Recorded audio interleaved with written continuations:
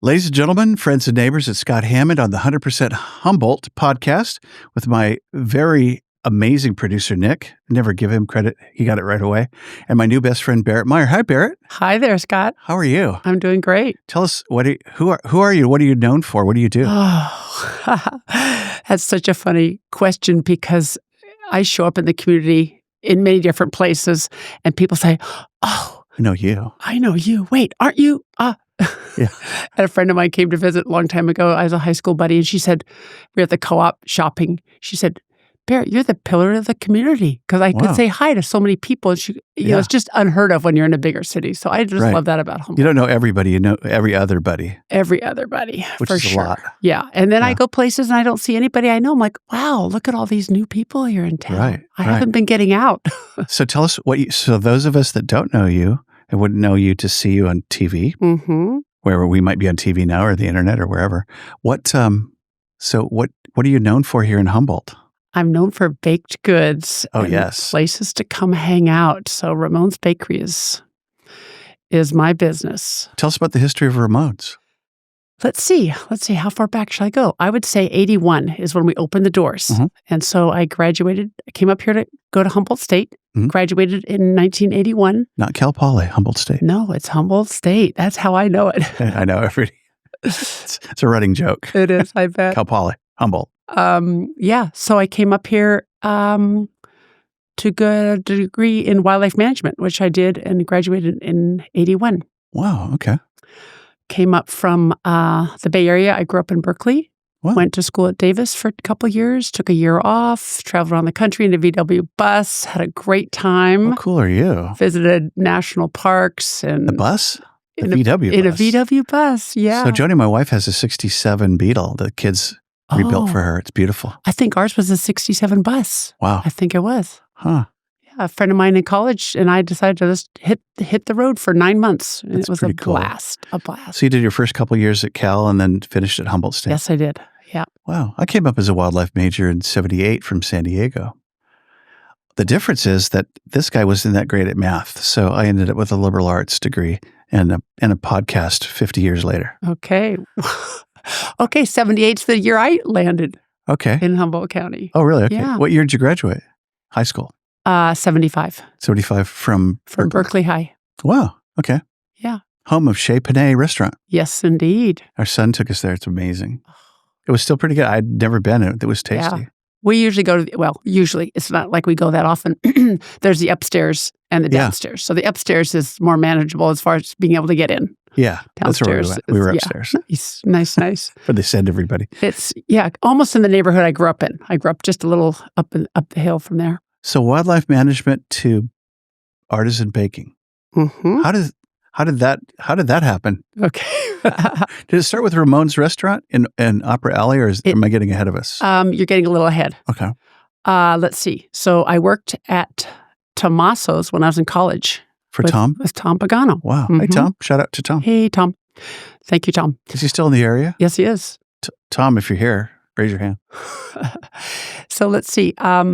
Worked for Tom, and what did I start doing? Oh, the chocolate cakes, the humongous, triple layer, double high chocolate cake. I'm looking over at your Ramon's box right now on the table going. And I learned how to make that cake. Tom said, okay, well, the gal that makes it in her house. So you go to her house and you get to find out what she does to create these. So they served that at Tomaso's restaurant. Yes, they I remember it now. Yeah. Yeah. With a big, it was a cake stand and a huge plastic cover. And it was always, at the hostess station. They would slice it? Slice it, yes. And those were all your cakes? For a brief amount of time, yeah. Uh-huh. Yeah. And he made the amazing calzones. Yes. Yeah, it was affordable and delicious. I know. And so I used to mix up the tomato sauce in the back in huge 10-gallon buckets. And wow. Tom said, hey, okay, I want to open for brunch. And I want you to be my sous chef, so to speak. I said, oh, you've got to be kidding. I am not going to do this. I'm a wildlife major. And he said, oh, come on, you can do it. I'll be there with you every step of the way. I'm like, okay, Tom. Perfect. Okay. If I mess up, it's your fault. So it's on you. Anyway, it was great. So every Sunday afternoon after we were done with the brunch. It was really a fabulous brunch. We made hollandaise and, Florentine spinach with English muffins. And so all of those things couldn't be held over till the next week. So I got to take home all these leftovers. Oh. And so we had the Sunday night surprise. We called it with my roommates. I lived with, I think, 6 other people. In Arcata. In Arcata, yes. And I would whip up these, it was like a souffle. So all the egg whites from the hollandaise, I'd make I guess you wouldn't say a meringue because there's no sugar in it. But anyway, it was a souffle, egg-based thing. All the leftovers from the omelets and the different things we made for brunch would go into that. It was so fun. What did you call it? I called it souffle surprise. Surprise. So it could be anything. Yeah, exactly. That's delicious. Oh, yeah. I made those cakes, did a few other things at Tommaso's, and then Tommaso's, Tom sold it to somebody else, and I finished college. And let's see, when I was finished college in 1981, and I thought, okay, I've got a degree in wildlife. I think I should go to Alaska. That's where the wildlife is. And I had 2 friends that lived up there. Wow. So I thought I bought a plane ticket and I was set to go within a week. And then Berit Meyer, she said, Barrett, Tom just caught a hold of me and I've got a proposition coming from Tom we got to talk about. Wow. So she came over to my house and she said, Tom is wondering if we'd like to join him in a new venture. He wants to open up a new restaurant. Well. And so I said, oh my gosh, this is an opportunity I will never get again. Mm-hmm. So cancel a plane ticket. By Alaska. By Alaska. Wow. And Barb and I and Tom spent that whole summer putting together the Ramones Opera Alley Café. This is Opera Alley. Barb that's married to Michael. Yes. Yeah. Who now has Jewel Distillery. Barb and Michael, we know you. They were in the office the other day hanging out. Oh, were they? They're great. Oh, nice. Love nice, those guys. I love that. Their operation. So you and Barb were partners for a minute. Yes, we were. At the restaurant. Yes, we were. And it was an amazing restaurant. Yeah. And so we did that. 81 opened up. After 2 years, Tom said, I love to start businesses, but I would rather move on. How about you guys would like to buy it from me? Wow. Because he was a little bit more of an owner than we were. Mm-hmm. He decided, well, I've got all the money to put it together. So I'm going to be 52% and Barb and I reached 24%. Wow. Smart guy. Yeah. I said, okay, he's done this before. Not at the first rodeo. Exactly. So we thought, well, we've got to give it a go without Tom. I mean, he's had a restaurant before, and we've done this under the wings of him. Let's see what we can do. Mm-hmm. So that took a little while to figure out what it was worth, and we finally found a couple of accountants that we did the bookwork and came up with a price. And bought a restaurant. And our guidance was, you are never going to make it rich in this business, but you will be working for yourself. And I said, that sounds great to me. The joke, right? You could work half-time, just choose the 12 hours you want to work. I love that. That's ownership. Oh, gosh. So how long was Ramones around? Because it seemed like through the 80s? So, we opened in 81 and we closed it in 1990. Okay. Wow. And Barb and I ran it for quite a while together. And then she thought, I'm not really into coffee anymore. I'm not really into sweets. Oh, I think I jumped way ahead. Anyway, okay. We opened up the place in 81. We bought Tom out in 83. And then I think it was a couple of years later, maybe 85, 86. We thought, and I was doing the desserts for the cafe. We bought bread from San Francisco. We got brought up on a Greyhound bus. We'd run down a couple of days a week to the Greyhound bus station and get these boxes of baguettes. Score.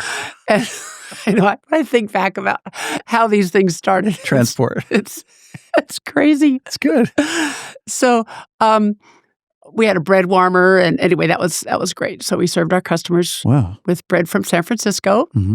And so when we had the opportunity to rent what is now Ramon's in Old Town, that used to be the kitchen of Fogg's Fish and Chips on the corner. Do you remember that? I do remember Fogg's. So Fogg's was somewhere else though, right? Was it where Seagrill is? No, that was Fat Albert's. That's a good question. Was Fogg's at where the bakery is now? Fogg's was where the booklegger is. Okay, that's right. It was on the corner. Yeah. Bootlegger's been there so long now. It's like, I know. Institution. But that was the kitchen. Yeah. Ramones was the kitchen, and then the dining area was the Bootlegger. So you guys bought that space or renovated it? So we rented it, yeah. And John Jaramillo was the owner of the whole building. He said, I don't know. I don't want to put another food business in there. And we were already renting him from around the corner, Opera Alley Café. How did the name Ramones come about? I never even touched on that one. That's right. Yeah, was there a Ramon? There was not a Ramon involved in the business. Okay, was there a Ramon family? No. Okay. There was an Old Town Street character. Named that was Ramon. Ramon. And he, his real name we found out later was Remo. But we thought we need a name that is going to be somebody's place. So it was, there's Maxwell's, there was Youngberg's, there was Bergie's, there was, it was all like, okay, that's the ticket to success. So let's think of somebody's name that would be like an international sounding name because Gabriel's. We thought, Gabriel's, exactly. I'm sure we could come up with some more. And let's see. So we wanted our little tagline was international cuisine with a California twist.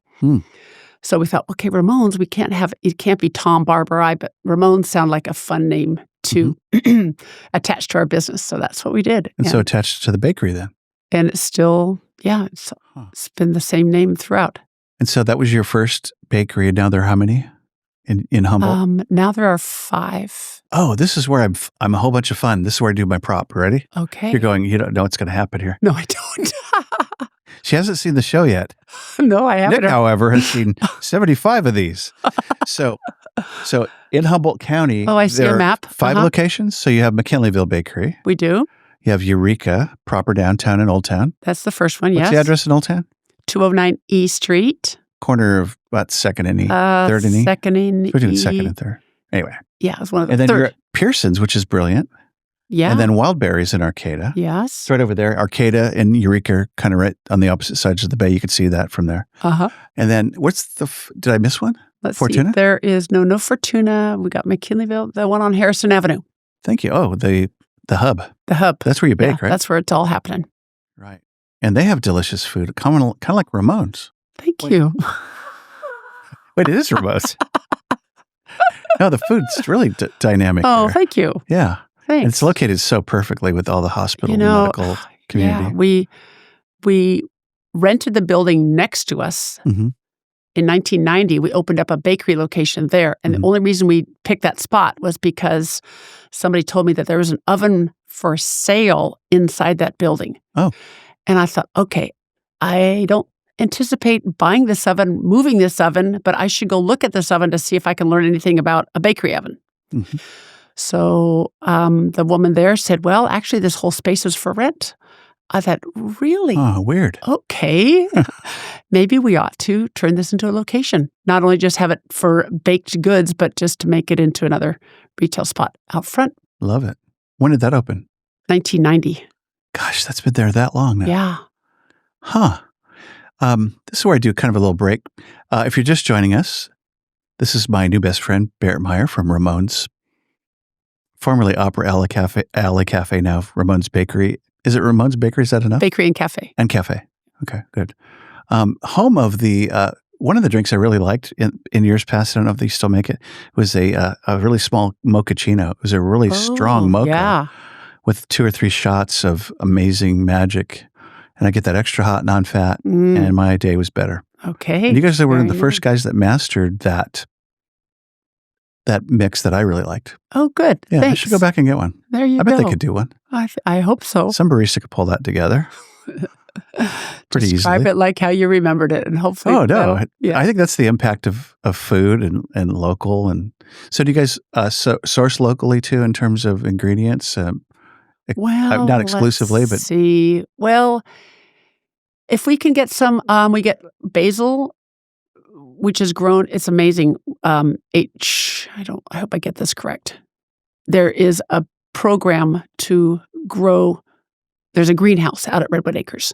Oh, right. And so there's hydroponic things going on in there that's incredible quality. Wow. So we got hooked up with them at one point to purchase their basil to make pesto out of, and also to put it on our pizzas for our margarita pizza. Also delicious. So that was wonderful. Yeah. And that's what we primarily get from them. But then during the summer, we also get vegetables that they grow. They're not there year-round, although I think they're doing more year-round than they used to. Who runs that?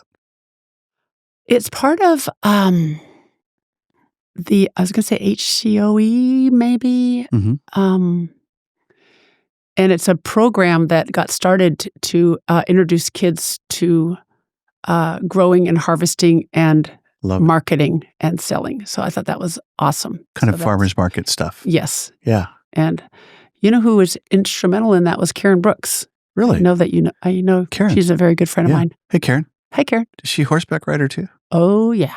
Oh, we'll talk about horses in a minute. Okay. We can probably do that. And then we also want to talk about other local food producers and products like Larapin and sauces. And can we do all that? Can we cycle to that? As much as I know about those other people, I don't know how. I mean, I know the people, I know the products, but I don't necessarily know how they make them, how they got to where they are. We'll start with Tom and his marinara sauces. So there's a guy. I mean, so for a small area, food production and also finished product is a big deal. I mean, there's a lot of things, right? Oh, and then think of Natural Decadence that has now moved to New York, but for a long time they were here. And they were unique because they were gluten-free? Mm-hmm. And did not taste gluten-free, which is the magic of doing that right. Yeah. Yeah. The problem with gluten-free things is they taste like gluten-free thing. Anyway, so not always. There's exception. Joni buys bread for our son Gabriel, which is, he's gluten intolerant. And it's okay toasted. Yeah. Okay. There you go. Jam always helps. Jam. Are you anti-gluten-free, Scott? Well, not really. Sometimes. Anyway, so who else? Tom has done his marinaras. Mm-hmm. Oh, he's got a big lineup. Yeah. But he's now sold the business. He sold that. Yeah. And he also distributes Larapin mustard, or did mustard dill. Correct. And Larapin barbecue. Yeah. Which Larapin seems to come up a lot. When we do the quiz later and I ring the bell. Okay. When you hear the bell, we'll ask you some questions about Humboldt County, but I'm jumping ahead already. Bring it back, Scott. So, everybody talks about Larapin and then her sauces, and you probably knew Dixie. I did. Or do. Dixie and Pear. So it seems to me like there's a lot of local product that we get to take advantage of as residents and come and eat at, but also like Natural Decadence in New York.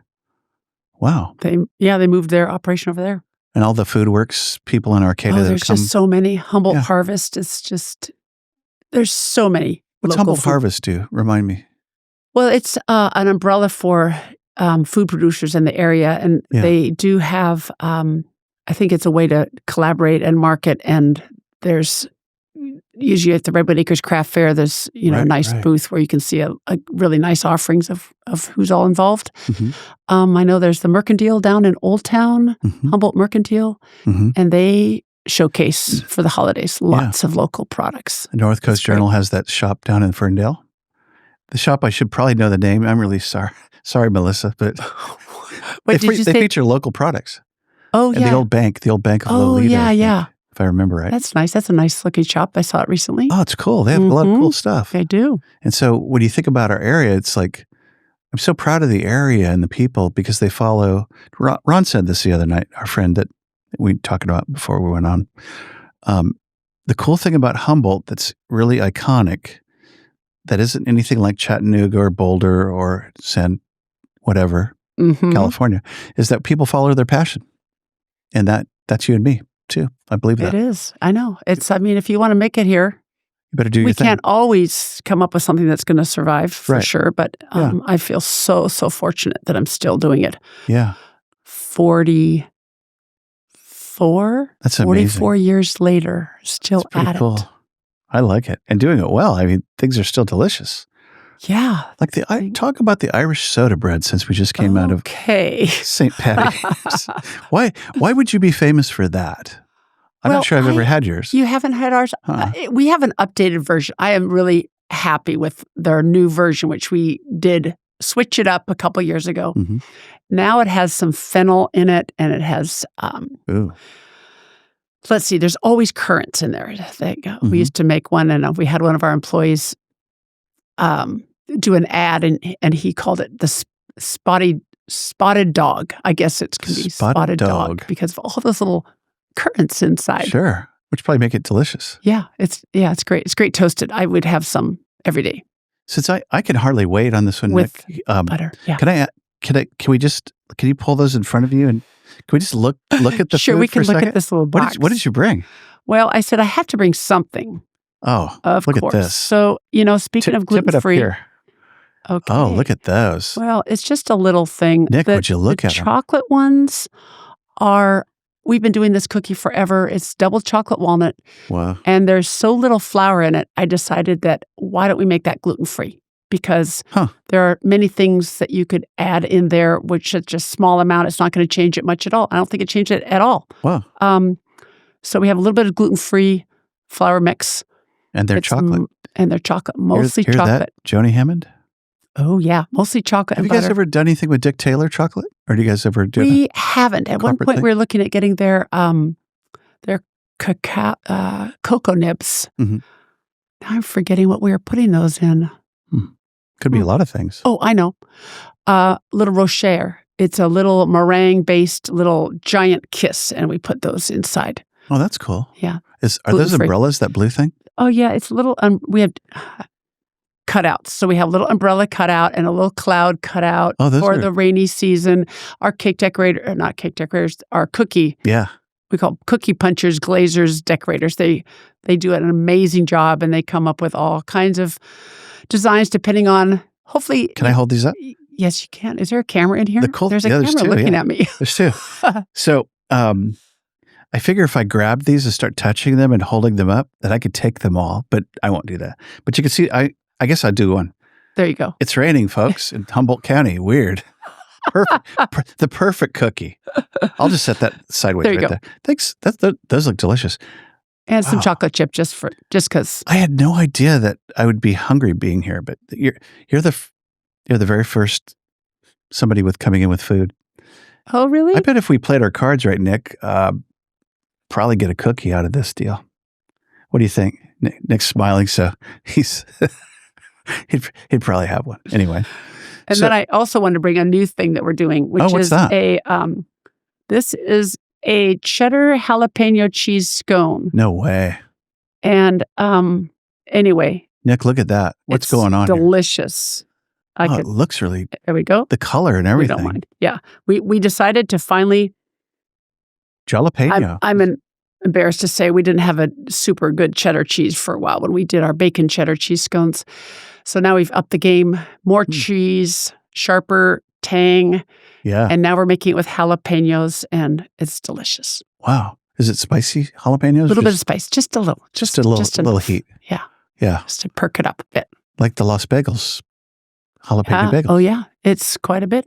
Had Dennis and on the show. Have you? Mm-hmm. Aw. Dennis and Peter, too. Nice. First time I ever did two people. They're fun. Oh, how great. Yeah. They have a lot of stories. And they've been at it like long as you, probably. Just a couple years after us. Yeah. It's right at the same time. So how do you figure? A lot of people came into this they were probably Humboldt guys, I think, if I remember right.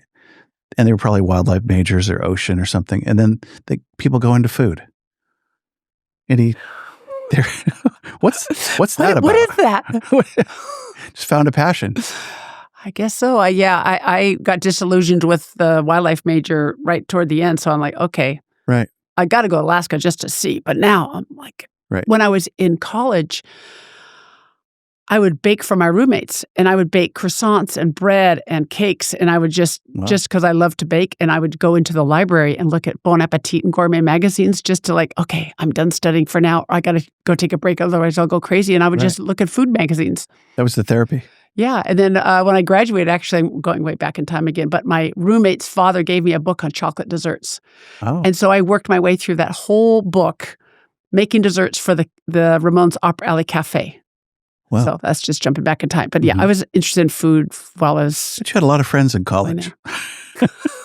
Going to Barrett's. We had a big household. Yeah. She's A lot of making potlucks. breakfast. A lot of potlucks. That's cool. Those are the days. Yeah. Those are the days. I remember all the potlucks. And I was in a program called Cluster at Humboldt State, which is the general ed program. Real progressive, no tests, no grades. I know. Show up, same 50 people for a whole school year, and collaborative and so fun, great. So educational. And if you were a deadbeat, you didn't get anything out of it, so you get in what you put in. Excellent. Or you get out, or whatever I'm saying. So yeah, a lot of local food. So I can go on and on. Yeah, we've just tip of the iceberg on the food producers. What about the one Lacey's cookie guy? Oh yeah, those are great. Yeah, that's crazy. He's done very well, right? Yeah, he's another FoodWorks guy. Huge operation. You know who I really like? Matthew from the tofu shop. Oh yeah, Matthew. Probably know Matt. I do. What a nice guy. Yeah. There's another one. I guess he's retired or retiring.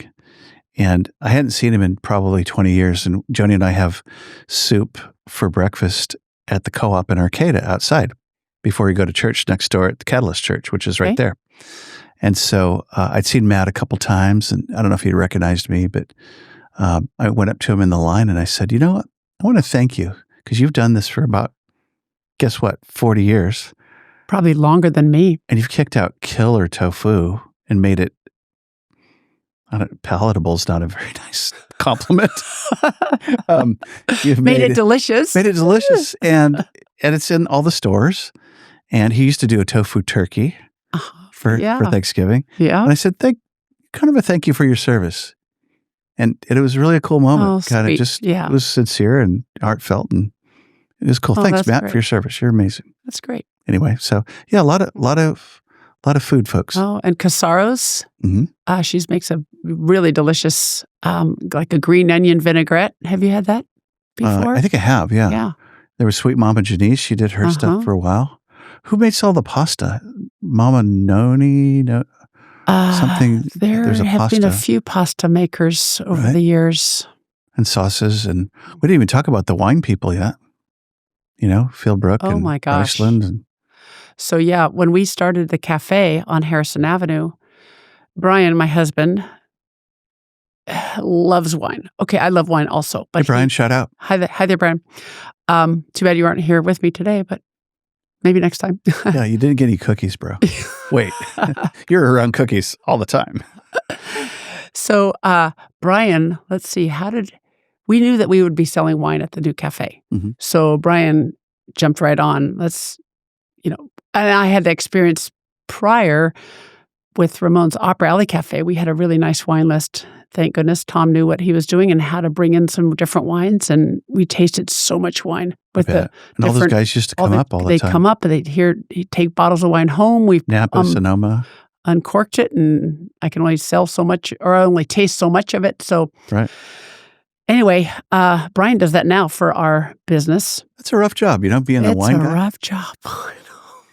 Is it different today? Did the wine sales folks come up and still do tastings? And they do still do that. And do, here's a complimentary case because we like you.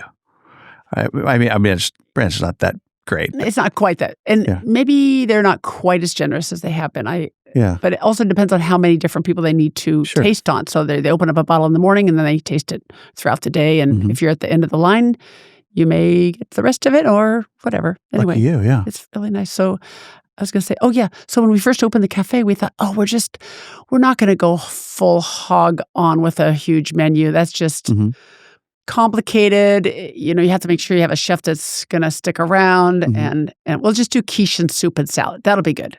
Right. And that anybody can just pull it out of the display case and warm it up for you. But it was not soon after where one of our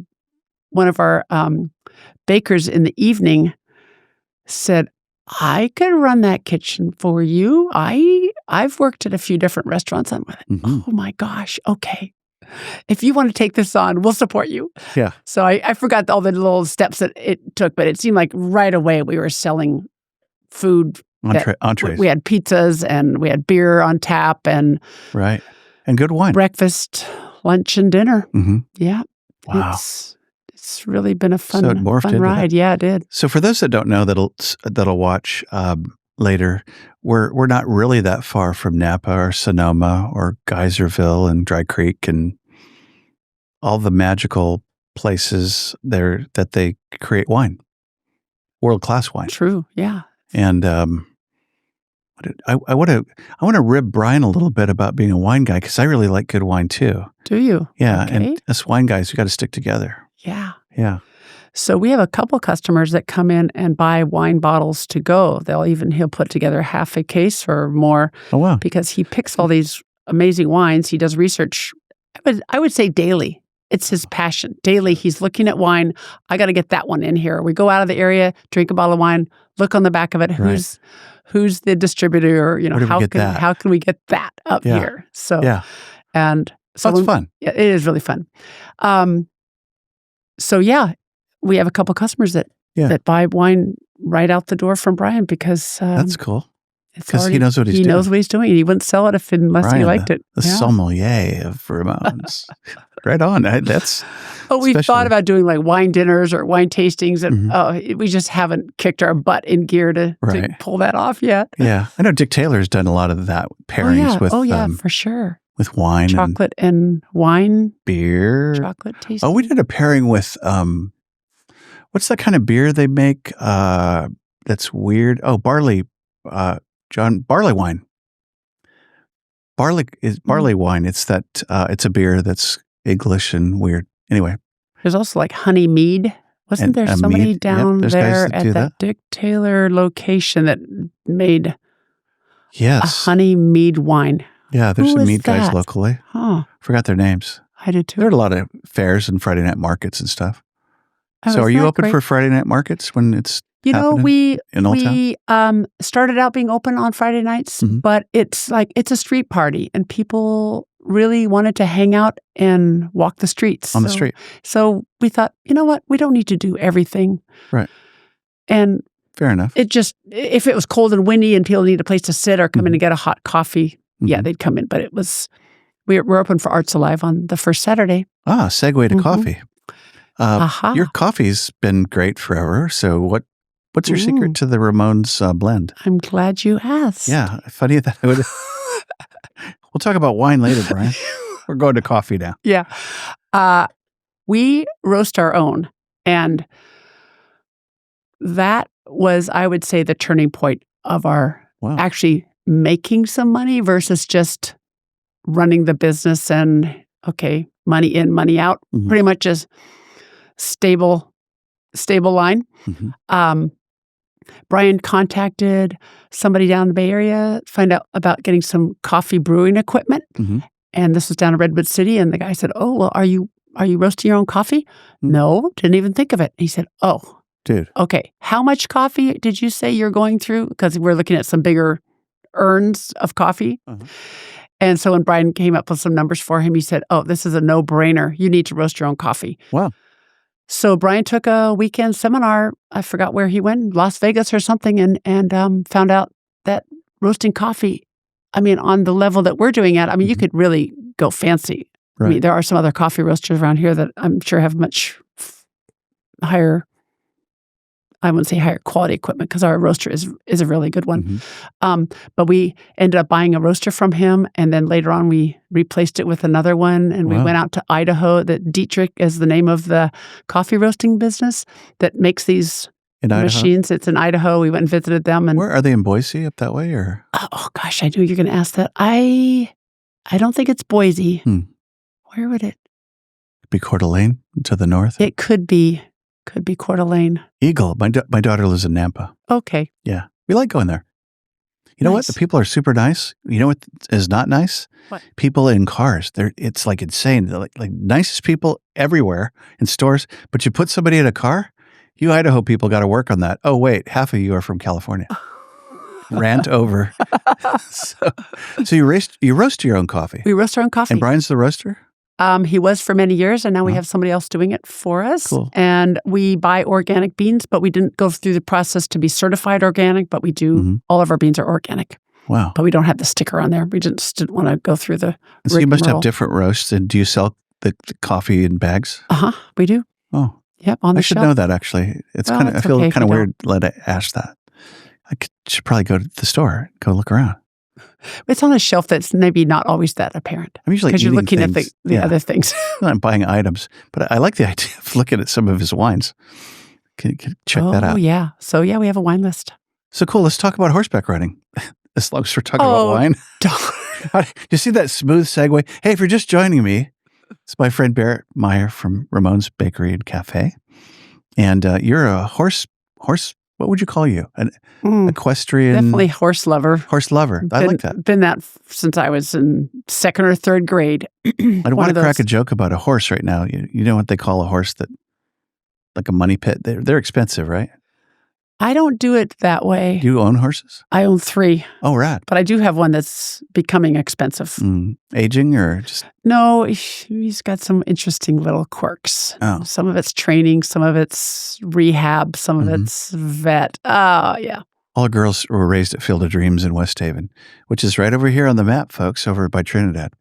So you know Corey?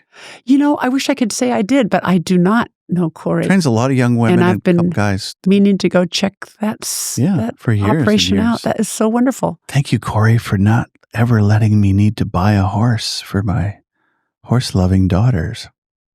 Love you, mean it. Oh, really? They decided they didn't have to have one anymore? Well, it was weird. By the time they were older, it was like, oh, Brianna got married. Oh, bye. Matt's an amazing guy. They live in Oregon now, and they have 3 kids. Oh, look at that. Oh, wow. So why do you love horses and horseback riding? And horse? Well, I've learned a lot about horses over the years, and I'm even learning more now than I ever have, having to do with how smart horses are and how the communication between a person and a horse is. People are finding out more about how much they can sense about a person. I mean, we always heard, oh, yeah, if you're, not very secure up in the saddle, they can tell and they're going to take you for a ride. So they'll get you. They'll take you off on a tree branch or something like that. Have done that. Yeah. Not so fun. You feeling me, horse? Yep.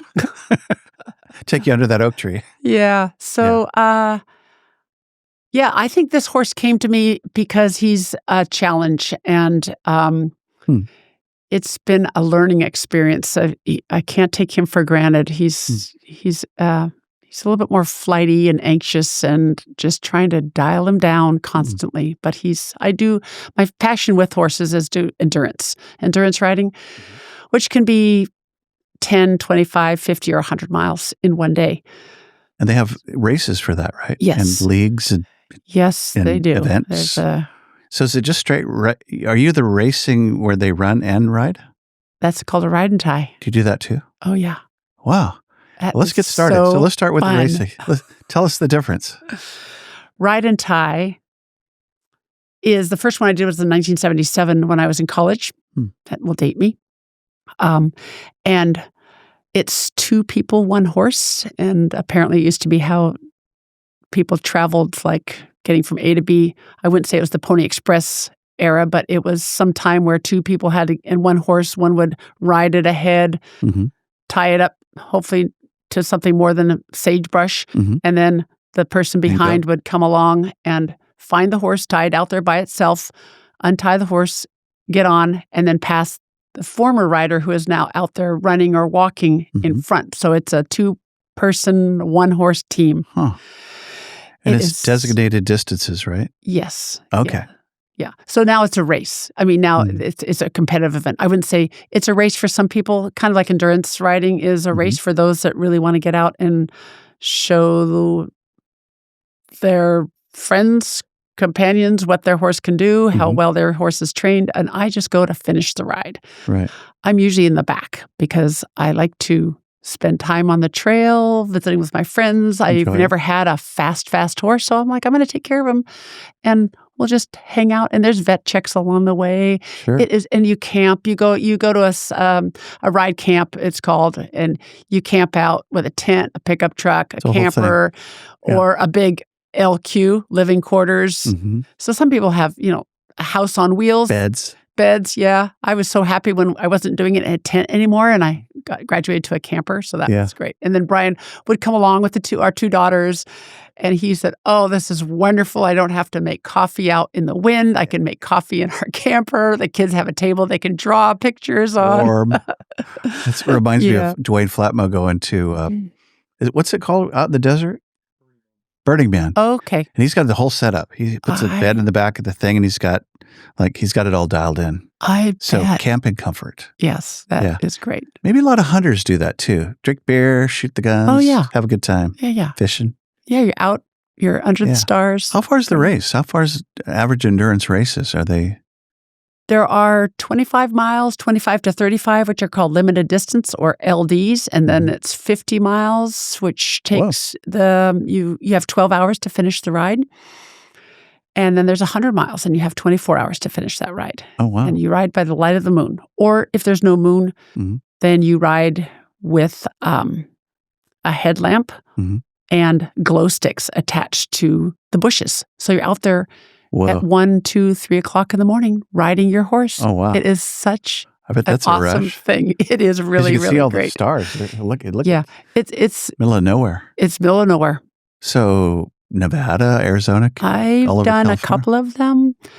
I've done I guess I would say it's the granddaddy of endurance rides. It's called Tevis. It's from Squaw Valley to Auburn. It's also the site of the Western States 100-foot race. Yep. Have you heard of that? My brother-in-law finished under 24 hours. Has the belt buckle that's this. Outstanding. The belt buckle is this big. He finished. Scott Hansen, you're amazing.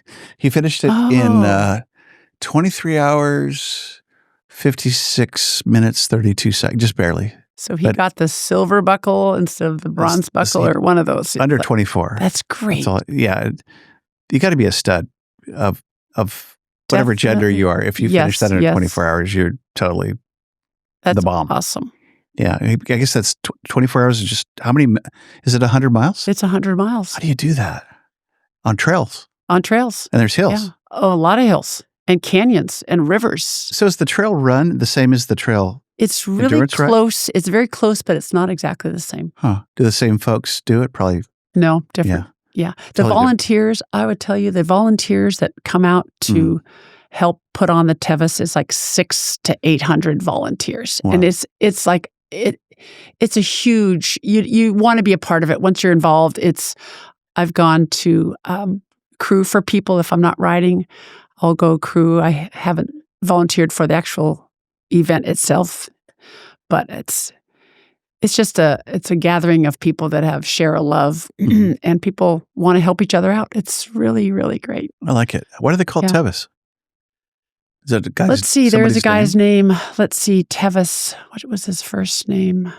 Lloyd Tevis. Huh. And he promoted it. He, I think, decided, you know what? I think I could ride a horse over these mountains. For 100 miles. For 100 miles.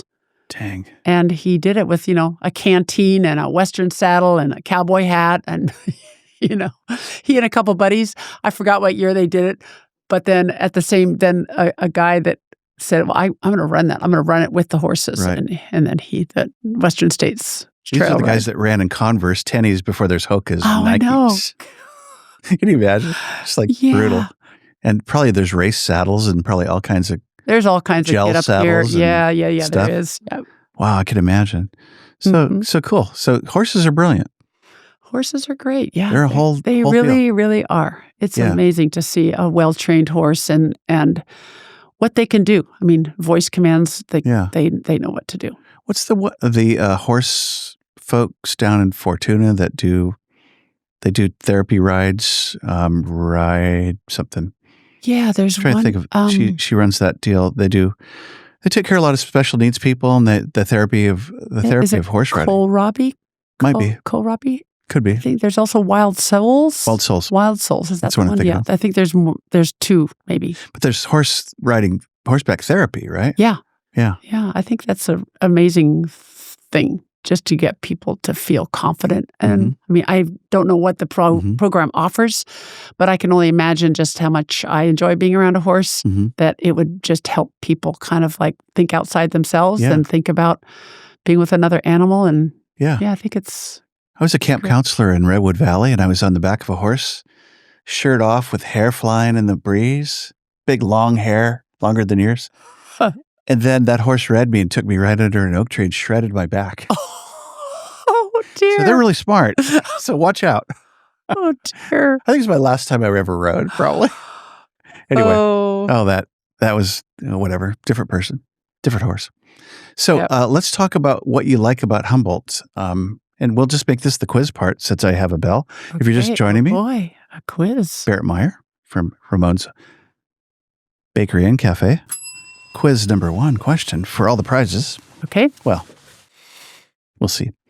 Question number 1, what do you like about this place called Humboldt? I like that it's lots of green, lots of open space. Mm-hmm. There's a lot of different people that live here, which is wonderful. I used to milk cows in the bottoms. I used to, there's so many opportunities here that have to do with, you can create your own,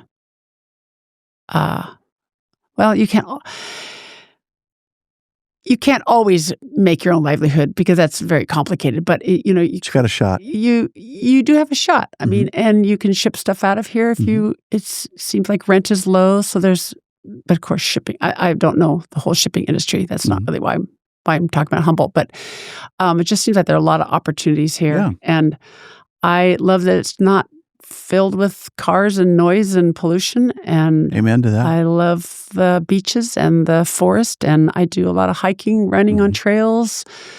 I used to row on the bay. Were you a rower? I was a rower. Wow. Still a runner? I used to run a lot, but now my knees. It's that getting old thing. I think Joni knew you from races at Six Rivers Running Club. Yes, that's right. Did you used to race a lot? Yes, I did. I used to really crank it out. Wow. I was on the track team at Humboldt when I was there. Oh, really? And the cross country team. Who was the coach?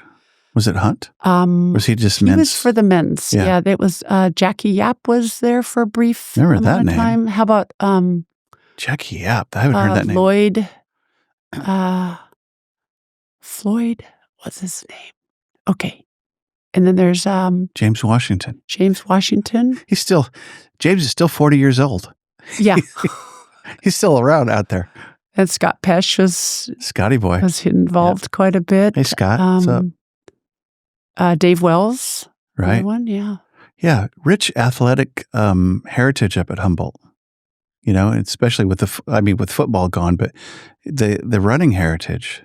Yeah. And Mike Williams at the Jogging Shop just did a big thing, and I forgot what I'm offhand, I don't, but all the guys came back.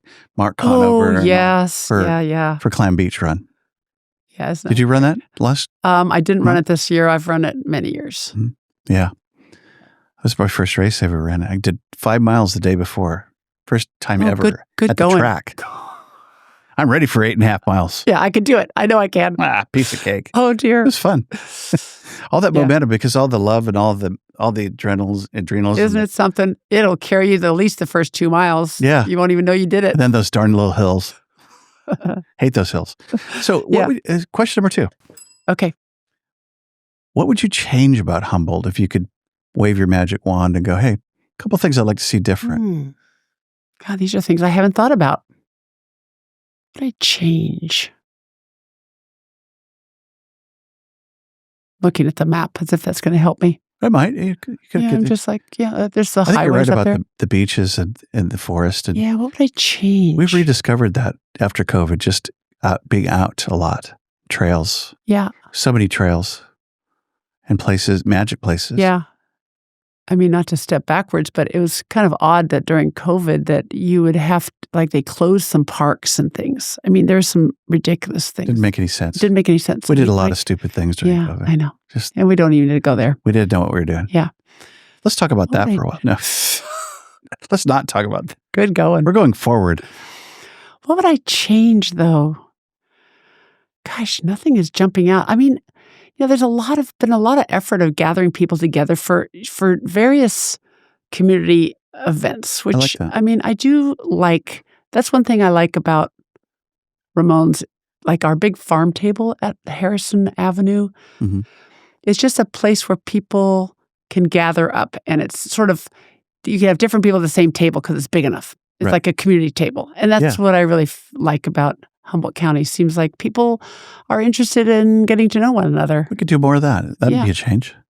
Yeah, we could do more of that. Yeah, why not? I think there's enough divergence and division that we could probably improve on some of that. Good. Yeah, we'll do that. All right, next question. Besides Ramon's coffee, whose coffee do you like in town? Well, recently I had some kinetic coffee that was really delicious. Okay. And that, Hey, Mark. yeah, Hi, Charlie. good, Mark and Charlie. Some more local producers. Again, I know. And we didn't even say Haliashi. Oh my, we haven't even, Jewelry. like I said, we are just barely. Yakima racks? Yeah. Wing, inflatables. Wing. Oh, good one. Cocotat. Cocotat. I mean, Did you know Steve Cole? Not personally. Yeah. No. He was part of Yakima. Yeah. He and Don Benducci and all those cats. Mm-hmm. It is really interesting, though. Just the thread of all these people did these iconic things after. I'm going to say most of them went to Humboldt, but I don't know that. Yeah. Probably. So, I wonder how they landed here. That's a good question for a lot of those folks. Back to your kinetic coffee compliment. They have good coffee? They do have good coffee. You like their coffee? I do. Yeah. There's a lot. I mean, I drink so much of our own coffee. Mm-hmm. Haven't drank a lot of other people's coffee. I'll just say that. Yeah. Fogline is good. I've had some good coffee from them. I've heard that. Yeah, they're out in the Foodworks area out on Erickson Court. Right. I think they have a little. Am I thinking of the right one? They're next to the local, across from the co-op. Now they have They might have something in town, but I'm thinking of more. There's out. That's where they produce it. Yeah, the culinary. I've heard that's really program. good. That's good. It's coffee. Do you have Jersey Scoops yet? Their ice cream? No, I haven't. Supposedly pretty good. Thomas, you said you'd be a guest on the show. I haven't heard from you, and that goes for you too, Holly. Sorry, I would love to have you on the show. Cool. We're hoping to have Jerry Rohde too, the historian. Okay. Yeah. I never do this where I kind of dream along with you. Hey, Scott, if you could have a couple guests, who would you have on?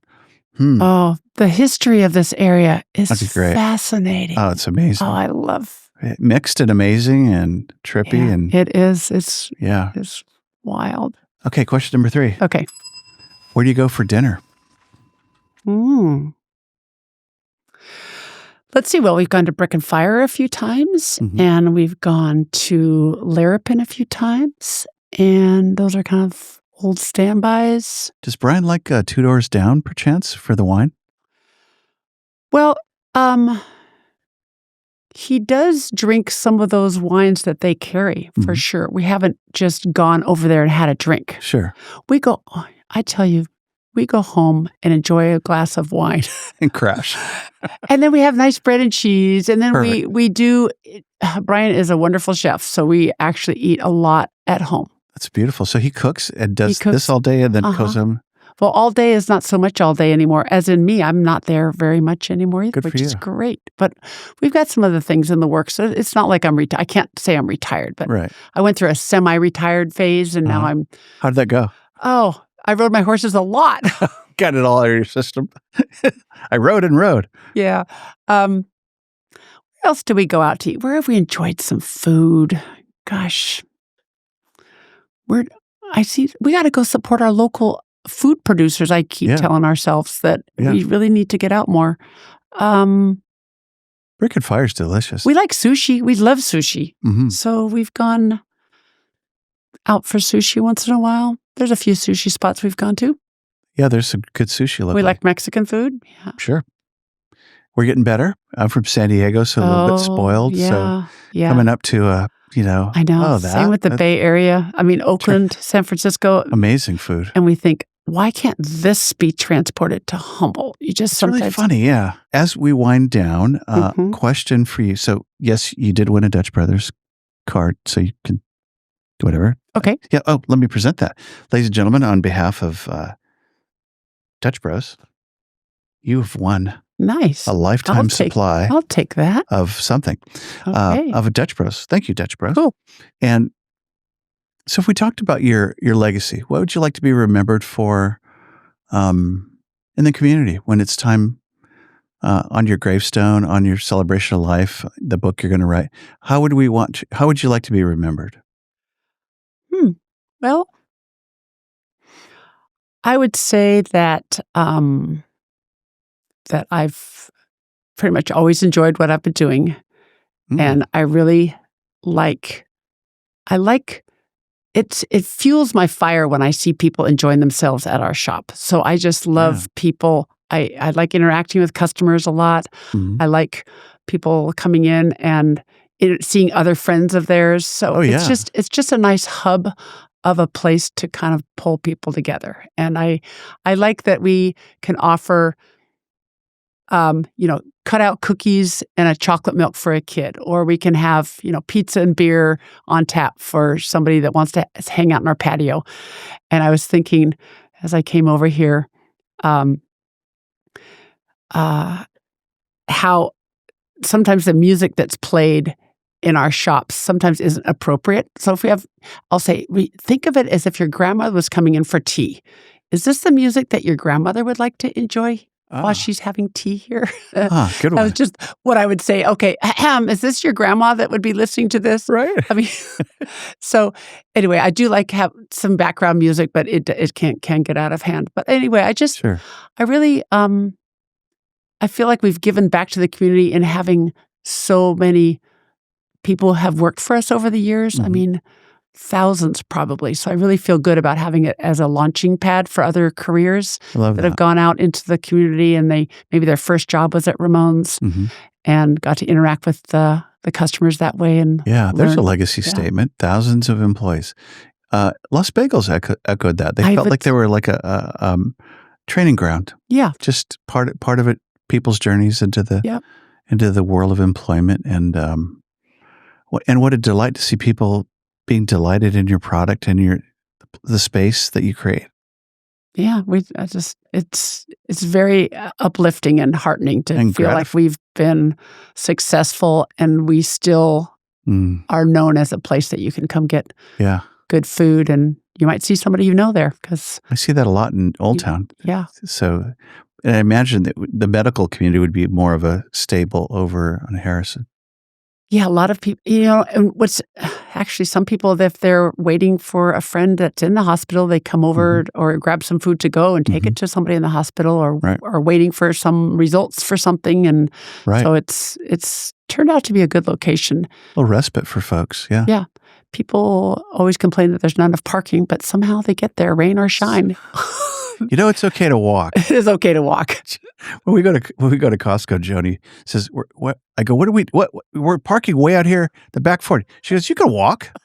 What's wrong with you? It's good to walk." Then you got to schlep it all back. Certainly is. Anyway, she's right again. Yeah. Anyway, so hey, delighted to have you. It's been fun, Scott. Yeah, it's so cool to be part of community with people like you that have built something magical and lasting, and have such a great story. Thank you. Yeah. And you did intonate one thing that I kind of caught. Maybe I caught it wrong. Okay. And that was something new coming down the pike. I mean, well, I don't know what I would be thinking. We bought a building on 7th and E. Mm-hmm. Do you know what that building is? It's across from the Eureka Inn. Oh, yes. It's behind Morse Graves Museum. I've known it for a lot of years because it's right by my State Farm office. Okay. And it's lingered, and it's beautifully located. It has parking. It has parking. Wait, you bought that building? We bought that building. I wonder what you'd put in there. Gosh. It's beautiful seating. The wonderful light. Gosh, it's so open. So it is very south open. Facing, west-south. West-south, I know. So really? We're working on Wow. getting that off the ground. It's been slow going. One of our daughters is really interested in coming up here. She did some baking in San Francisco. She's working at a bakery in San Francisco now. She went to school for some and wants to learn what it takes to open up a business. So we're kind of, I wouldn't say we're waiting for her, but she really wants to. In fact, she's coming up next weekend, and we're going to start hammering out some details and visions and a lot of that's in place already, right? I mean, the construction and the interior. Yeah. There's a kitchen in there already. It's a little bit awkward in how it's laid out, but that's it's manageable. Yeah. There's a big bakery oven in there. Awesome. So, all right. Good luck on that. We'll look for that. Thank you. 7th and E. You heard it here first. Scott Hammond with 100% Humboldt. Thanks for joining us. Check us out on all the social media and say something nice. And we'll be back next week with some special guests. And thanks again, Berit Meyer. It's been very fun. Appreciate it. Nice to see you again.